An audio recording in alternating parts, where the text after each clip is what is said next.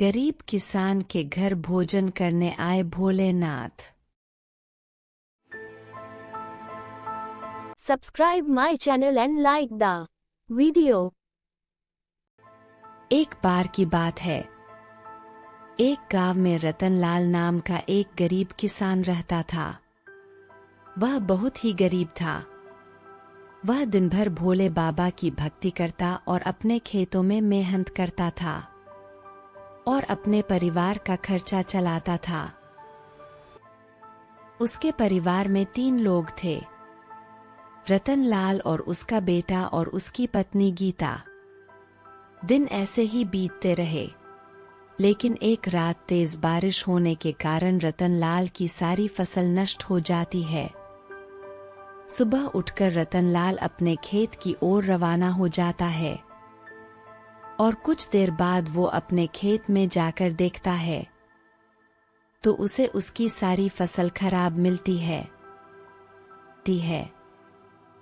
यह देखकर रतनलाल रोने लगता है और भोलेनाथ से कहता है, हे भोले बाबा, तुम मेरी कैसी परीक्षा ले रहे हो? इस वर्ष तो मेरी सारी फसल खराब हो गई है। अब मैं अपने परिवार का पेट कैसे भरूंगा? और कुछ देर बाद वह अपने घर आ जाता है और उदास होकर चुपचाप बैठ जाता है। उसे देखकर उसकी पत्नी गीता रतनलाल से बोलती है, आपके क्या हो गया है? आप चुपचाप क्यों बैठे हैं? फिर रतनलाल बोलता है, कल रात को तेज बारिश होने की वजह से हमारी सारी फसल खराब हो गई है। यह सुनकर गीता बोलती है, हे भोलेनाथ, हमने ऐसा क्या अपराध किया है जिसकी तुम हमें सजा दे रहे हो? फिर रतनलाल अपनी पत्नी से कहता है, तुम भोले बाबा पर भरोसा रखो, वही सभी का भला करेंगे। कुछ दिनों के बाद रतनलाल के घर का सारा राशन समाप्त हो जाता है और एक रात रतनलाल और उसकी पत्नी गीता और उसके बेटे को भूखा ही सोना पड़ता है। अगले दिन सुबह होते ही रतनलाल की पत्नी गीता उससे कहती है, देखिए जी, हमारे घर का सारा राशन समाप्त हो गया है। आप एक काम कीजिए, आप शहर में जाकर कुछ काम देख लीजिए।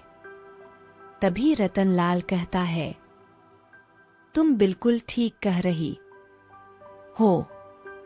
फिर रतनलाल शहर की ओर निकल पड़ता है और शहर में जाकर हर जगह काम मांगता है और उसे कम ढूंढते ढूंढते शाम हो जाती है, लेकिन उसे किसी जगह पर काम नहीं मिलता है।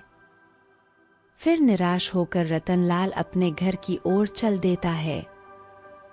रास्ते में उसे एक मंदिर दिखाई देता है। फिर वह उस मंदिर में चला जाता है। वह मंदिर में जाकर बैठ जाता है और कहता है, हे भोले बाबा, अब मैं मेरे परिवार का खर्चा कैसे चलाऊंगा? मुझे तो आज शहर में भी काम नहीं मिला। अब मैं मेरे परिवार का पेट कैसे भरूंगा? तभी वहां पर एक ब्राह्मण आता है। उसके हाथ में एक बैग था। फिर वह रतनलाल से कहता है, देखो भाई, मेरे पास कुछ खाने का सामान है, मुझे इसकी जरूरत नहीं है। तुम इसे भोले बाबा का प्रसाद समझकर ले लो।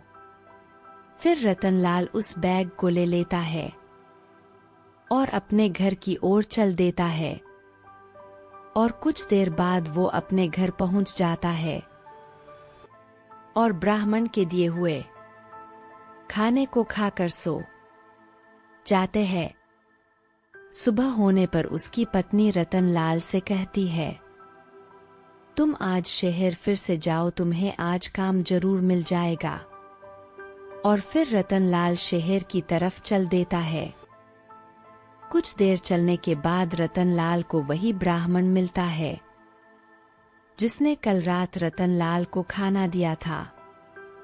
फिर रतनलाल उस ब्राह्मण को देखकर कहता है, पंडित जी राम राम। फिर ब्राह्मण कहता है, अरे भाई राम राम, देखो आज मैं बहुत भूखा हूं, मुझे कुछ खाने को मिल जाएगा।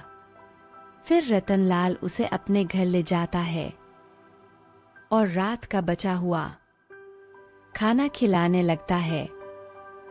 फिर कुछ देर बाद ब्राह्मण बने हुए भोले बाबा अपने असली रूप में आते हैं और भोजन करने लगते हैं। साक्षात भोले बाबा को देखकर रतनलाल उन्हें प्रणाम करता है और भोजन करने के बाद बाबा अंतर ध्यान हो जाते हैं। उसके बाद रतनलाल अमीर हो जाता है और फिर रतनलाल अपने घर में एक मंदिर बनवाता है और भोले बाबा की भक्ति करता और अन्य लोगों की भी मदद करने लगता है। इसी तरह की अनेकों कहानियाँ सुनने के लिए हमारे चैनल सब्सक्राइब करें और बेल आइकन को प्रेस करें।